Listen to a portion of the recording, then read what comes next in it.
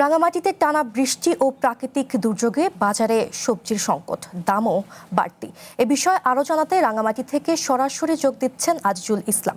আজিজুল, বাজারে সবজির সরবরাহ কেমন দেখছেন এবং এ নিয়ে কি বলছে ক্রেতা বিক্রেতারা? রাঙ্গামাটিতে টানা বৃষ্টির ফলে সৃষ্ট জলাবদ্ধতা এবং প্রাকৃতিক দুর্যোগের কারণে রাঙ্গামাটির সবজির বাজারে সংকট ব্যাপক আকার ধারণ করেছে। বাজারে যথা পরিমাণ সরবরাহ না থাকায় এই সবজির দাম চড়া দামে নিচ্ছে বিক্রেতারা। এবং আরো কি জানি সেই সাথে ডিম এবং মুরগির দামও বেশি নিচ্ছে। আপনাকে জানিয়ে রাখি, গত 4 জুলাই থেকে টানা 1 মাসের বৃষ্টির ফলে এখানে রাঙ্গামাটির প্রাকৃতিক দুর্যোগের কারণে বাজারে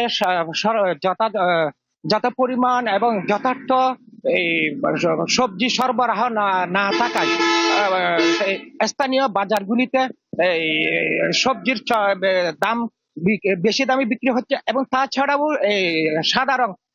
সাধারণ মানুষ, সাধারণ যারা আছে তাদের এই বাজার করা এবং নাগালের বাইরে চলে গেছে। আমি কয়েকজন ক্রেতার সাথে কথা বলেছি, তারা জানিয়েছে রাঙ্গামাটিতে এই 700 টাকা ধরে কাঁচামরিচ, তাছাড়া প্রত্যেকটি সবজির ক্ষেত্রে রাঙ্গামাটিতে 10 থেকে 30 টাকা পর্যন্ত বেশি বাড়তি নিচ্ছে। এবং তারা আরো জানিয়েছেন গত এই 1 সপ্তাহে মুরগির বাজারে দেশি ব্রয়লার মুরগিতে প্রতি কেজি 30 থেকে 40 টাকা বাড়তি বিক্রি করা হচ্ছে। তারা আরো জানিয়েছেন এই রাঙ্গামাটিতে বাজার মনিটরিং করার জন্য প্রশাসনের প্রতি দাবি জানিয়েছেন।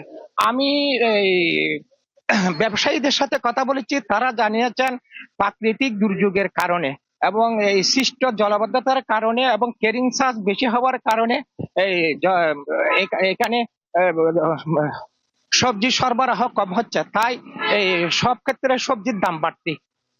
এবং সবজি, ডিম এবং মুরগির দাম বৃদ্ধি হলেও এবং পেঁয়াজ আলু ক্ষেত্রে স্থিতিশীল রয়েছে পণ্য বাজারের নিত্য পণ্যের বাজার।